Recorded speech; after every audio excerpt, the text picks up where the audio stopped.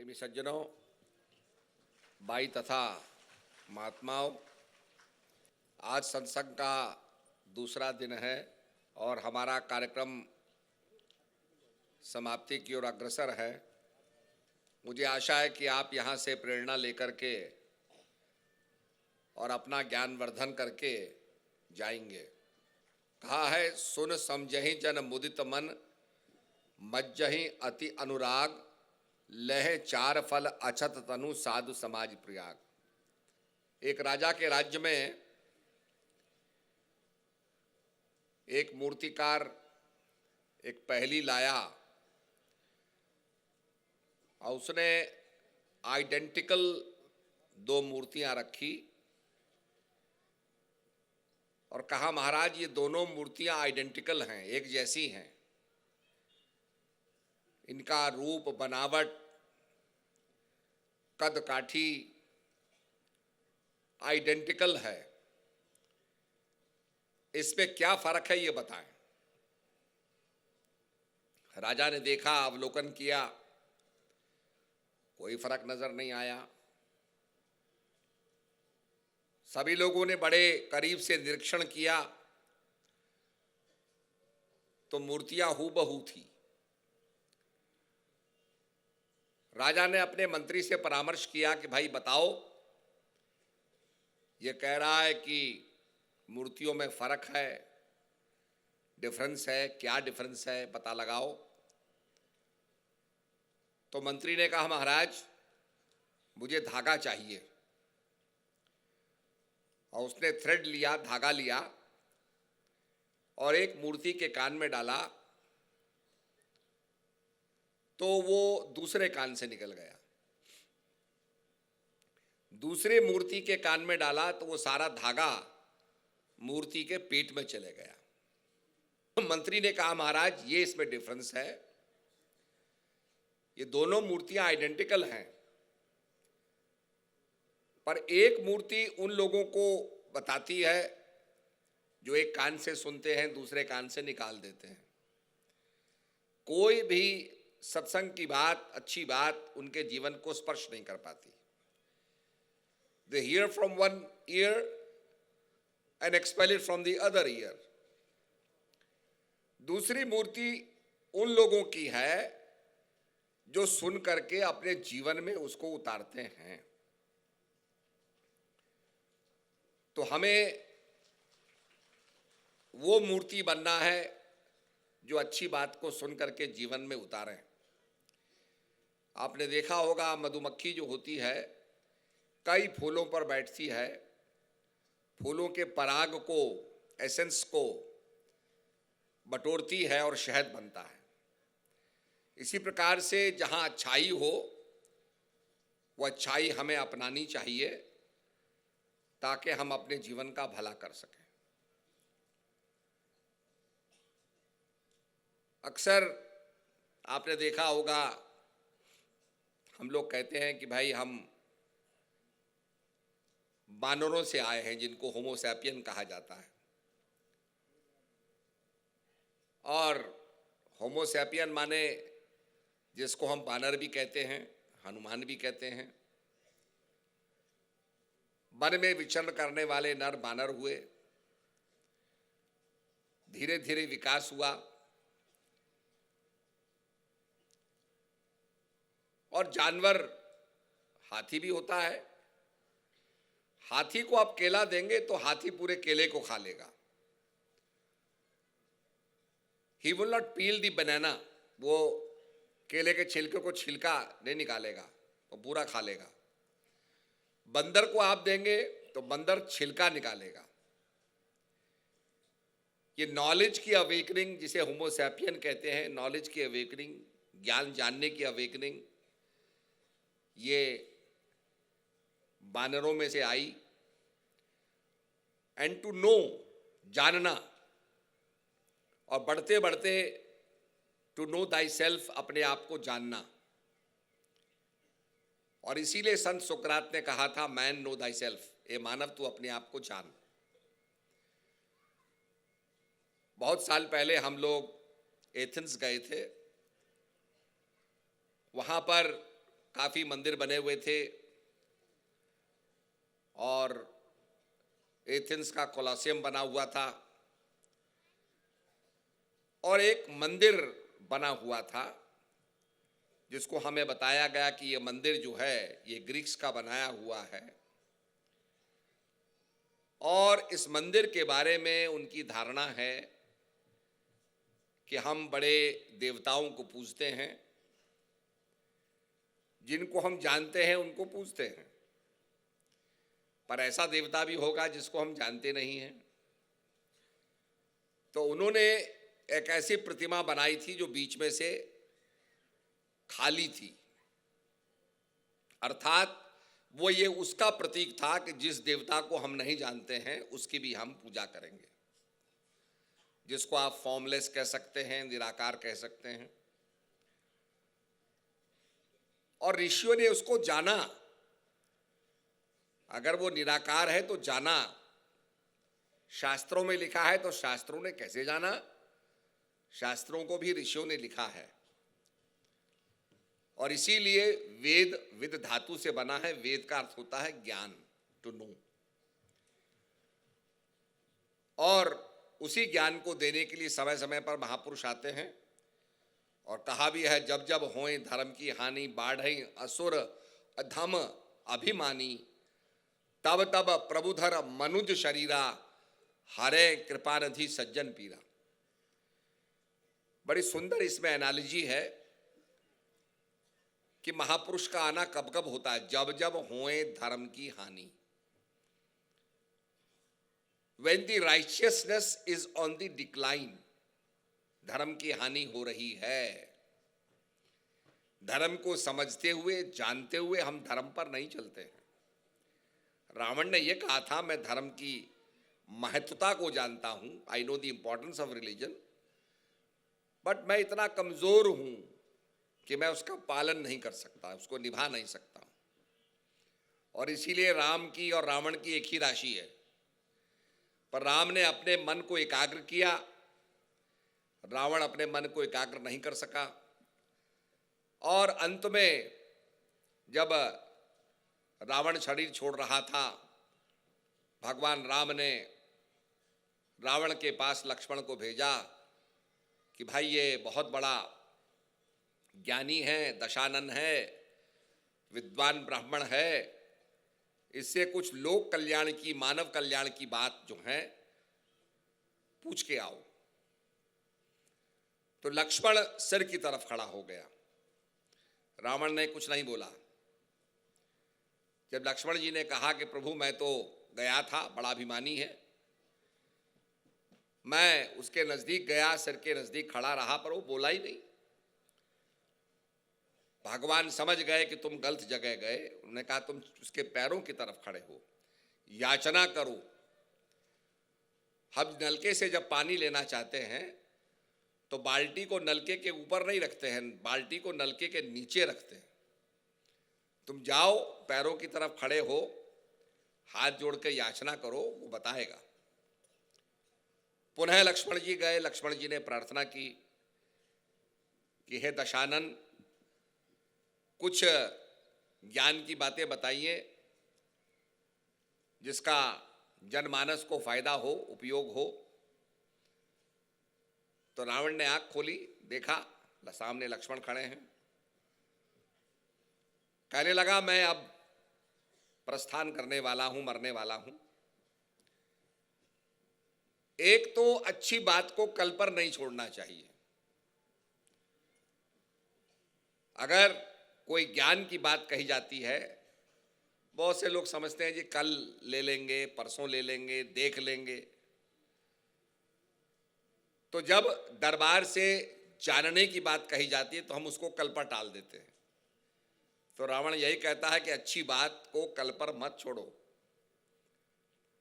मैंने कई अच्छी बात सोची थी। मैंने सोचा था कि समुद्र के खारे पानी को मैं मीठा बना दूंगा, ये सलाइन वाटर को समाप्त करके इसकी सैलिनिटी को खत्म कर दूंगा। ये पानी नमकीन नहीं रहेगा तो उपयोग में आएगा, लोग पिएंगे इसको। आज समुद्र में इतना ज्यादा जल है पर उसका कोई उपयोग नहीं करता है। यहां तक कि अगर उसका उपयोग भी करना चाहें तो लोग उसको डिस्टिल करते हैं, इवेपोरेट करते हैं, उसको वाष्प में कन्वर्ट करते हैं, वाष्प को ठंडा करते हैं, तब जाकर के उसको पीते हैं। तो उसने कहा एक तो मैं चाहता था, पर मैंने कहा इसको कल कर लेंगे, कोई बड़ी बात नहीं है, कोई इम्पॉसिबल टास्क नहीं है, मैं इसको कर लूंगा। तो आज तक भी नहीं हो पाया। दूसरा, मैं चाहता था स्वर्ग तक सीढ़ी बनाना,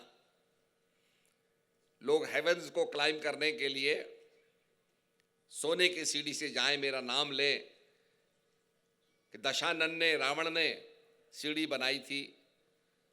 पर वो भी मैंने कहा कि देवताओं को तो आदेश देना है, I can order the gods and they will do it for me, पर वो भी मैं कल पर छोड़ गया।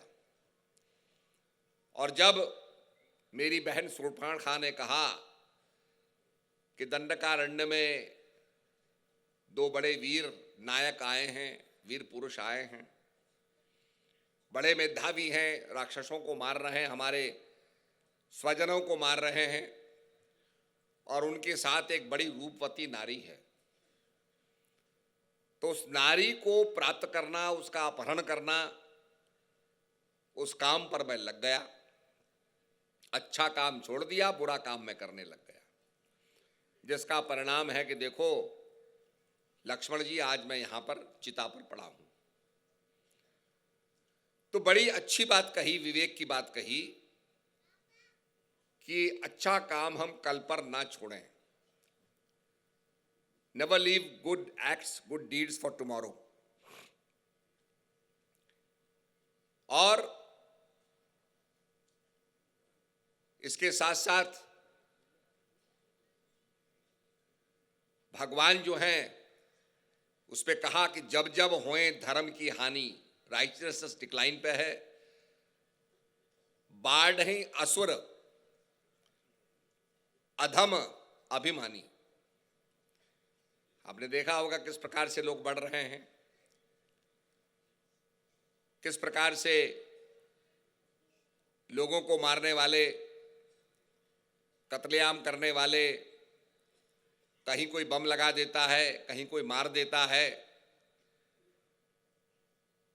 तो इस प्रकार की जो विचारधारा है, ये क्या है? बाढ़ ही असुर अधम अभिमानी। और जब ये होता है तब कहा, तब तब प्रभुधर मनुज शरीरा, हरे कृपानिधि सज्जन पीरा, पवित्रणाय स साधूनाम विनाशाय च दुष्कृताम, धर्म संस्थापनार्थाय संभवामि युगे युगे। आपने देखा होगा जब बहुत गर्मी पड़ती है तो हवा जो है ऊपर उठ जाती है, चारों तरफ से टोर्नेडो आता है और ठंडी हवा आती है, बादल आकर के वर्षा हो जाती है। ये प्रकृति का फिनोमिनल सिस्टम है, प्रकृति को कूल करने का, उसको ठंडा करने का ये प्राकृतिक सिस्टम है। इसीलिए वर्षा से पहले बड़ी गर्मी होती है। तो जब गर्मी होगी तो बरसात भी होगी। इसी प्रकार से जब धर्म का ह्रास होता है, अधम अभिमानी बहुत फैल जाते हैं, तब पॉजिटिव एनर्जी आती है उसको संभालने के लिए।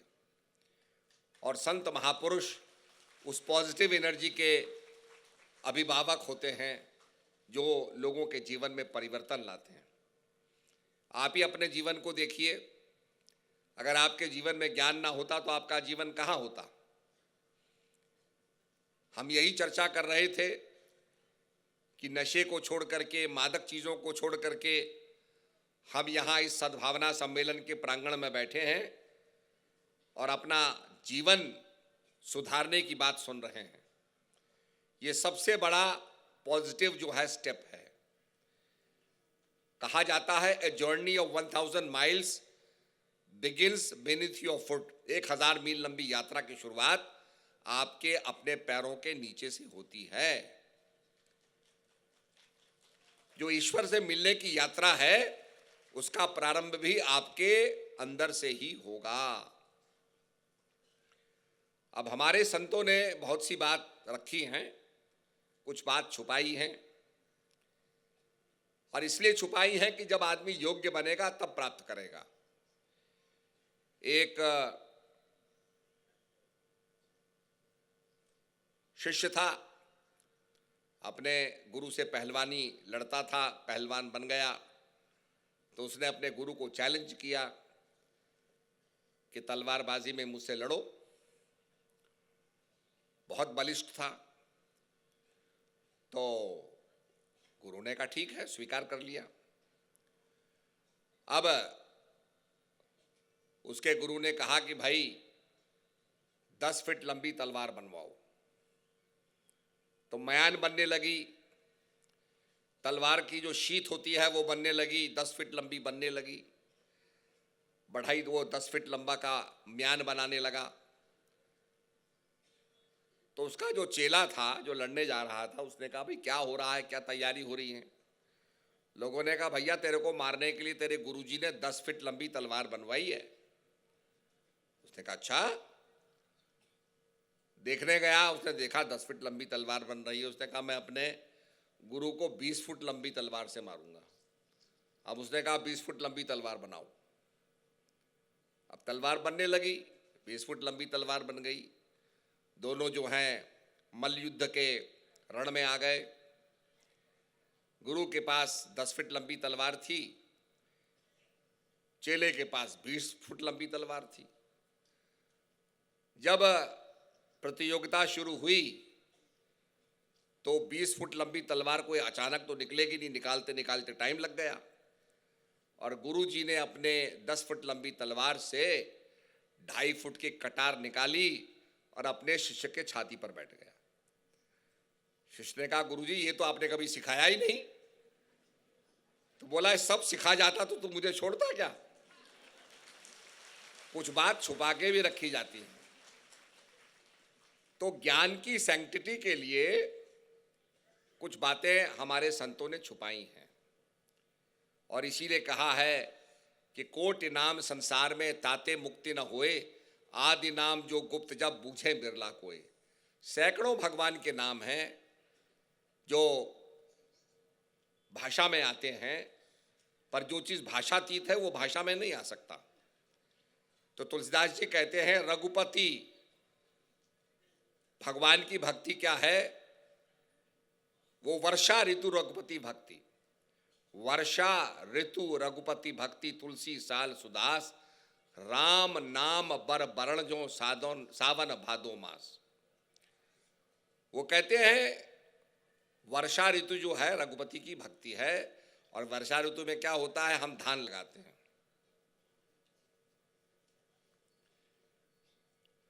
तुलसी साल और तुलसीदास जी कहते हैं हम तो धान के पौधे हैं जो रोपे जाते हैं। राम नाम बर बरण जो, राम नाम में कैसे बरण है? वो आते हैं सावन के बाद, जैसे भादो आता है। अब र के बाद अ नहीं आता, क के बाद र नहीं आता।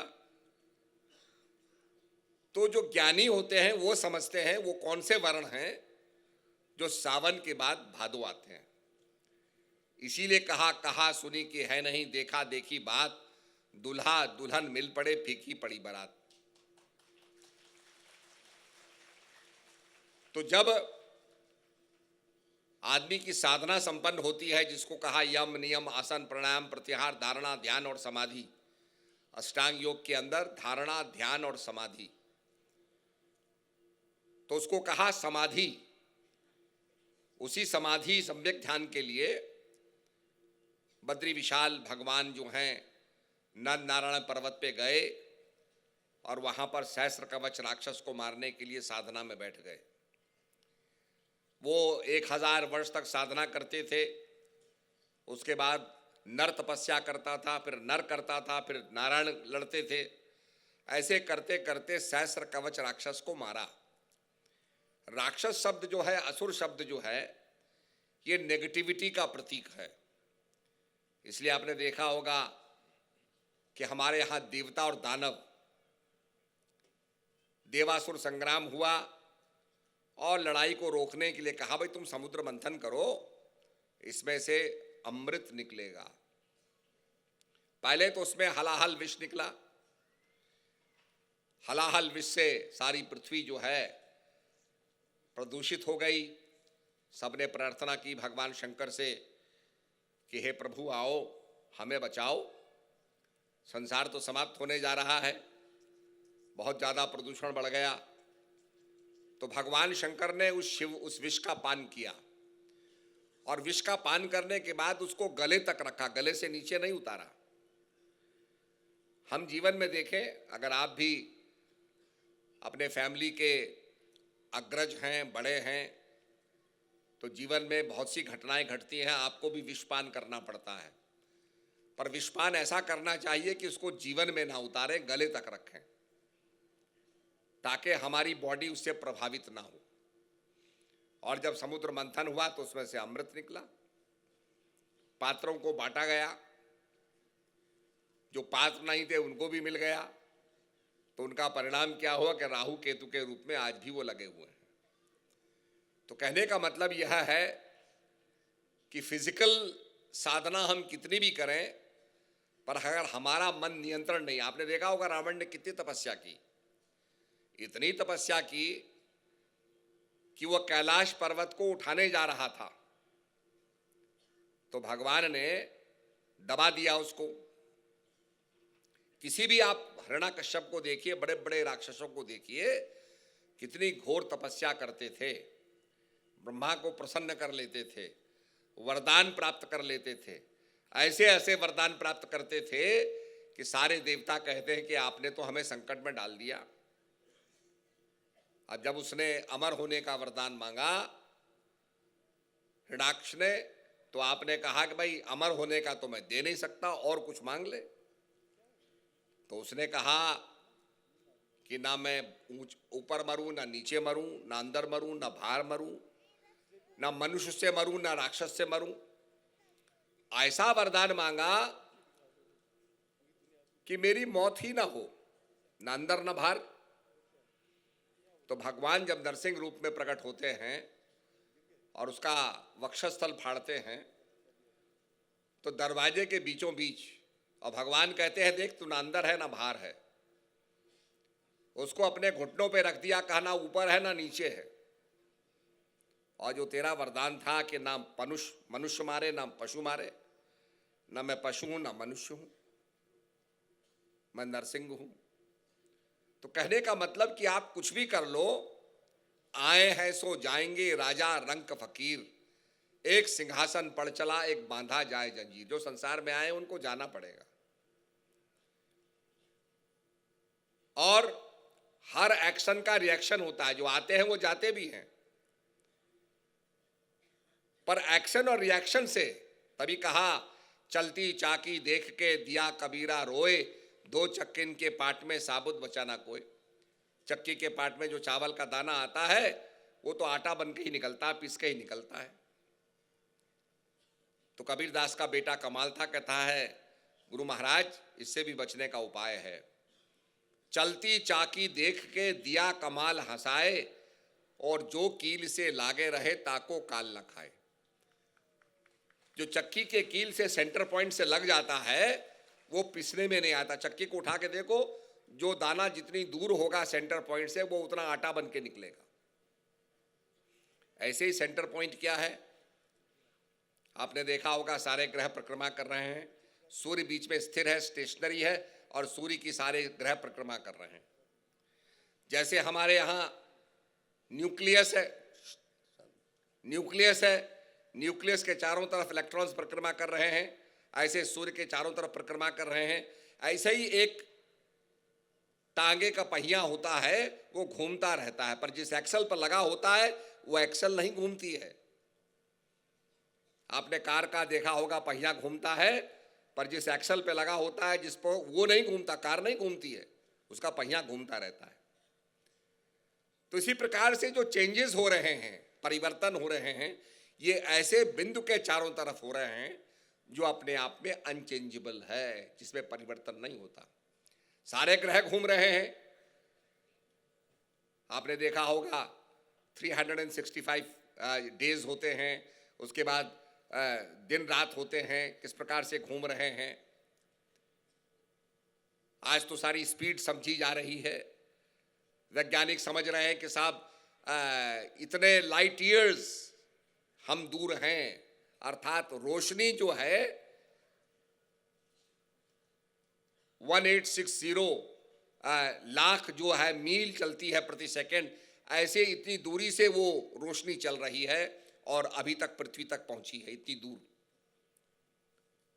ब्लैक होल के बारे में समझा जा रहा है कि ब्लैक होल क्या है। जितना जान रहे हैं पता चल रहा है कि हम कुछ नहीं जानते, बहुत कुछ जानना बाकी है। जब सोक्रेटिस से पूछा गया कि आप बड़े विद्वान हैं, बड़े ज्ञानी हैं, आप बताएंगे कुछ, तो सोक्रेटिस ने कहा कि भाई I only know that I know nothing, मैं इतना ही जानता हूं कि मैं कुछ नहीं जानता, क्योंकि ज्ञान असीम है, इन्फिनिट है। तो कहने का मतलब आज सोलर सिस्टम के बारे में जान रहे हैं और भी ग्रहों के बारे में जान रहे हैं, मार्स में क्या स्थिति है, मून में क्या लूनर क्या स्थिति है, ये सब चीज़ों के बारे में ज्ञान प्राप्त हो रहा है। पर ये चेंजेस जो हो रहे हैं एक ऐसे सूर्य के चारों तरफ हो रहे हैं जो अपने आप में स्टेशनरी है। वो तो चमकता रहता है, हम जब उसकी तरफ होते हैं तो दिन निकल आता है, उससे पीछे हो जाते हैं तो रात हो जाती है। तो सारे ये जीवन के अंदर परिवर्तन एक ऐसे बिंदु के चारों तरफ हो रहे हैं जो अपने आप में नहीं बदलता। और इसी बात को भगवान गीता में कहते हैं, अर्जुन ये शरीर जो है नाशवान है, आत्मा अविनाशी है। शरीर में परिवर्तन हो रहे हैं, हम बालक हुए, बड़े हो गए, प्रौढ़ अवस्था को प्राप्त हो गए, वृद्ध अवस्था को प्राप्त हो गए, पर ये आत्मा अजर अमर और अविनाशी है। नैनंति छिन्दन्ति शास्त्राणि नैनम दहति पावका न चैनम क्लेदन्ति तापो न शोषति मारुत। कि आत्मा अजर अमर अविनाशी है, ये मरती नहीं है।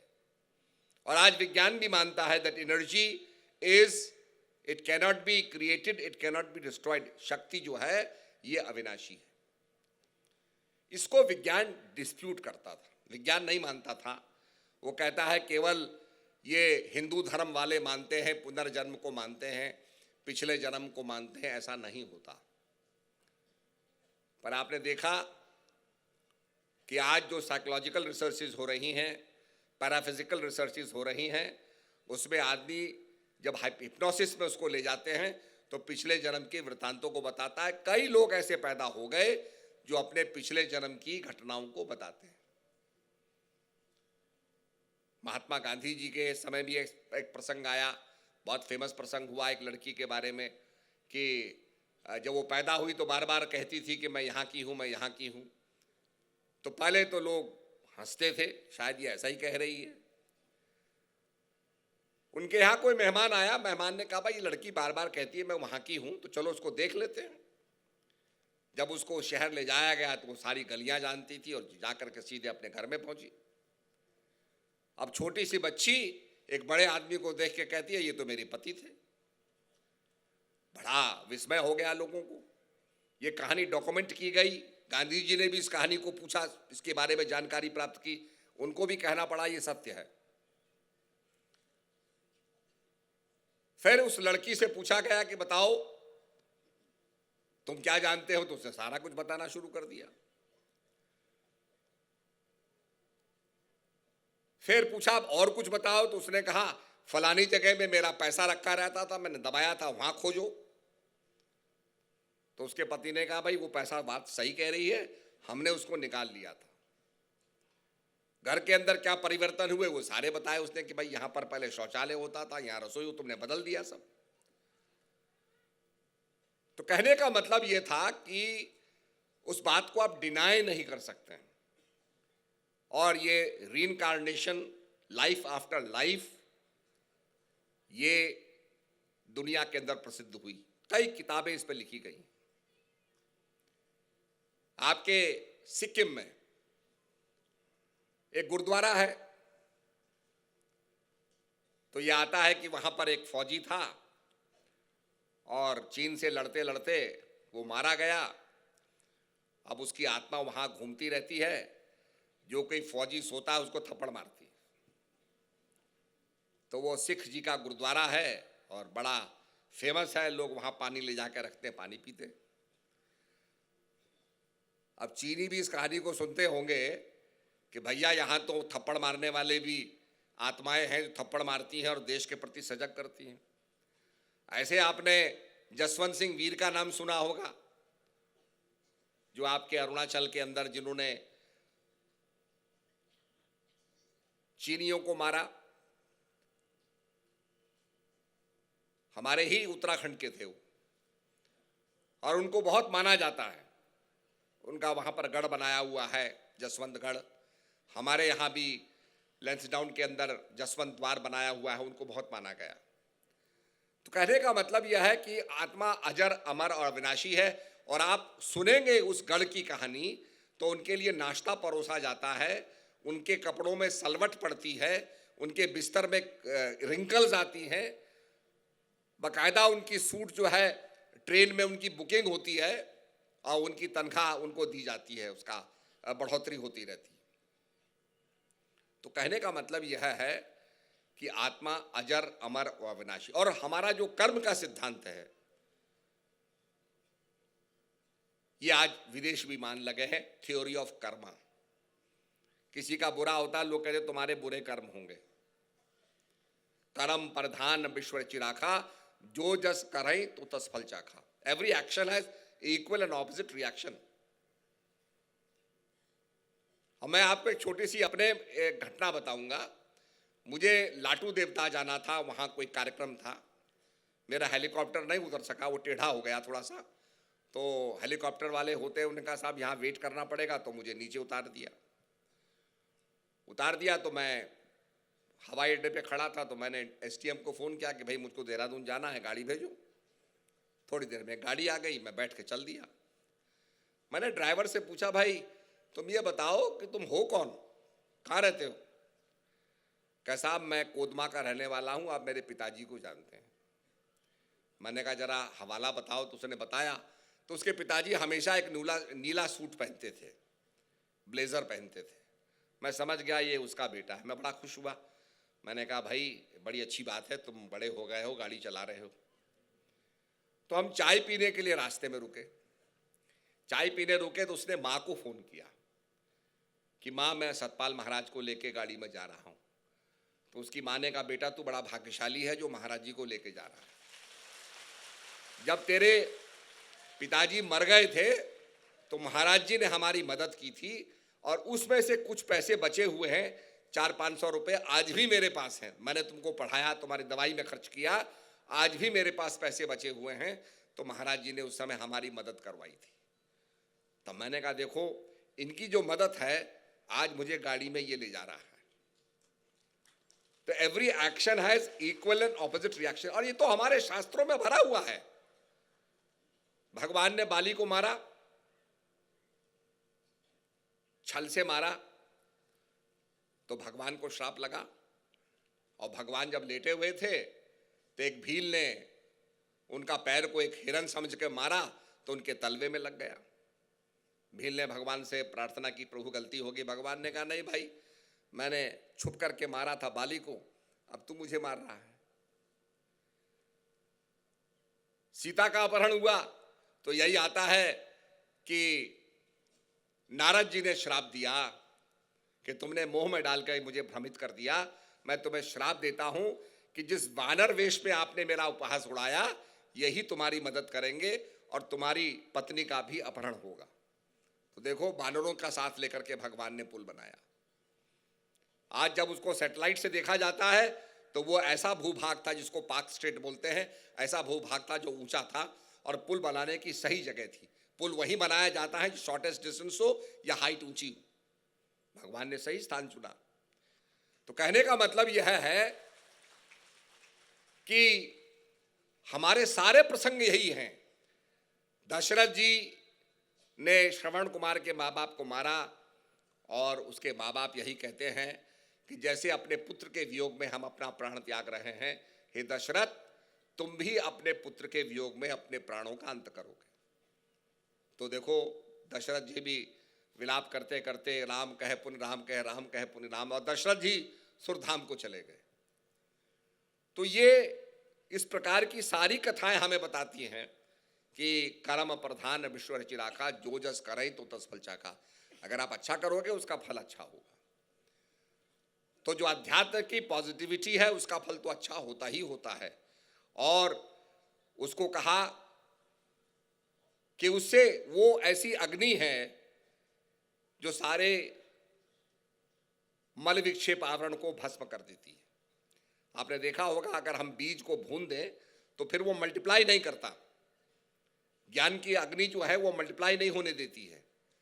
और उसी को कहते हैं, जो हमारा कैवल्य है, जो हमारा मुक्ति है, उसी को कहा जाता है द पॉइंट ऑफ सैचुरेशन। अगर आप डेड सी में जाएं तो वहाँ इतना नमक है, पहाड़ों से नमक बहता है, डेड सी में आ जाता है, और डेड सी में आकर के वो इवेपोरेट कर जाता है, पानी नमक रह जाता है। और इतनी उसकी डेंसिटी है कि आप कूद जाएंगे, आप डूबना भी चाहेंगे, आप डूब ही नहीं सकेंगे। तो भजन की जब प्रगाढ़ता हो जाती है तो आदमी का उद्धार हो जाता है, पुनर्जन्मना विद्यते, फिर उसका कल्याण हो जाता है। इसीलिए आपने देखा होगा, जब बल्ब बनाया गया तो सबसे पहले लोगों ने स्टडी किया कि भाई बिजली कड़कती है, देखा बिजली कड़कती है, बड़ा प्रकाश होता है। उन्होंने पतंग उड़ाई, पतंग में तार लगा करके बिजली को नीचे लाए, पर इतनी ज़्यादा वोल्टेज थी कि जब तार लगाते थे तार उड़ जाता था, जल जाता था। उन्होंने बल्ब बनाया, बल्ब में बिजली डाली, वो बल्ब का तार जो है लाल होकर के मेल्ट कर जाता था। उन्होंने कहा ये मेल्ट क्यों कर रहा है, जल क्यों रहा है? कि जी इसमें ऑक्सीजन है। तो उन्होंने कहा ऑक्सीजन को निकालो। ऑक्सीजन निकाली तो बल्ब जो है उसमें ऑक्सीजन निकल गई, तार लाल हुआ, पर ऑक्सीजन नहीं थी तो वो जलने लगा, रोशनी निकलने लगी। पर एक ऐसा बल्ब जिसमें वैक्यूम हो, हवा ना हो, बड़ा मुश्किल होता है संभालना, उसको फट जाता है वो। तो लोगों ने कहा भाई ऐसी गैस डालो इसके अंदर जो आर्गन हो, नियॉन हो, इनर्ट गैस डालो जो केमिकली कंबाइन ना करे। तो बल्ब के अंदर, जो ये बल्ब हैं, इनके अंदर इनर्ट गैस होती है, क्रिप्टॉन, नियॉन, आर्गन गैस होती है, और वो गैस जलने नहीं देती, इसलिए रोशनी निकलती है, और ये रोशनी का प्रभाव हमको यहाँ कृतार्थ कर रहा है। ठीक इसी प्रकार से जो इनर्ट गैस होती है वो संसार में रहते हुए संसार में मिलती नहीं है, संसार के अंदर केमिकल एक्शन में नहीं आती। इसलिए हनुमान जी जब कहते हैं प्रभु आपका सानिध्य चाहिए, तो भगवान ने कहा मैं द्वापर युग में आ रहा हूं, तुम कपिध्वज के रूप में जाकर के वहां बैठो। तो हनुमान जी रथ के ऊपर कपिध्वज में जाकर के विराज गए सूक्ष्म रूप से। जब युद्ध खत्म हुआ तो अर्जुन ने कहा प्रभु आप उतरिए। भगवान ने कहा नहीं, तुम पहले उतरो। तो अर्जुन उतरा, बड़ा अहंकार था उसको, मैं गांडीवधारी, मैंने युद्ध को जीत लिया। उसके बाद भगवान उतरे, और जैसे ही भगवान उतरे हनुमान जी भी उतरे, सारा रथ एकदम भस्म हो गया। अर्जुन देखता रह गया, ये क्या हो गया? तो भगवान ने कहा कि अर्जुन ये तो समाप्ति पर था, भस्म था, ये तो हमारी शक्ति थी कि हमने इसको बचा लिया और तुमको बचा के रखा। ये अहंकार तुम्हारा मिथ्या है। तो इसलिए आइए अपने जीवन के अंदर उस इनर्ट तत्व को प्राप्त करें, ताकि माया के अंदर हम केमिकली प्रभाव ना कर सके। जैसे कमल होता है, कीचड़ में रहकर भी कमल कीचड़ से ऊपर होता है। तो उस अवस्था को हम अगर प्राप्त करेंगे तो हमारा कल्याण होगा। वो अवस्था है, जैसे आप तेल को डालेंगे पानी में तो तेल पानी मिलता नहीं, वो अलग रहता है। ऐसे ही जो ज्ञानी होते हैं वो संसार में रह करके संसार के सब कर्म करते हुए प्रभु में उनका मन जो है लगा रहता है, और वो एक किस्म से जिसको हम मुक्ति कहते हैं, सामीप्य मुक्ति, सालोक्य मुक्ति, सारूप मुक्ति, एक किस्म से उनका जीवन मुक्त होता है। इन्हीं शब्दों के साथ सबको मेरा दुआ आशीर्वाद, खूब भजन अभ्यास कीजिए, और यही हमारे जीवन को सफल करने वाली चीज़ है। आपने देखा कोरोना काल आया और उसके बाद जो है भजन का ही सहारा था, लोग तो फ्रीक आउट हो गए, क्या करें, कहाँ जाए। पर जो नाम की साधना करते थे, ये मन उन्होंने प्रभु के नाम में लगा लिया तो उनका उद्धार हो गया। इन्हीं शब्दों के साथ सबको मेरा दुआ आशीर्वाद। हरिओम तत्सत।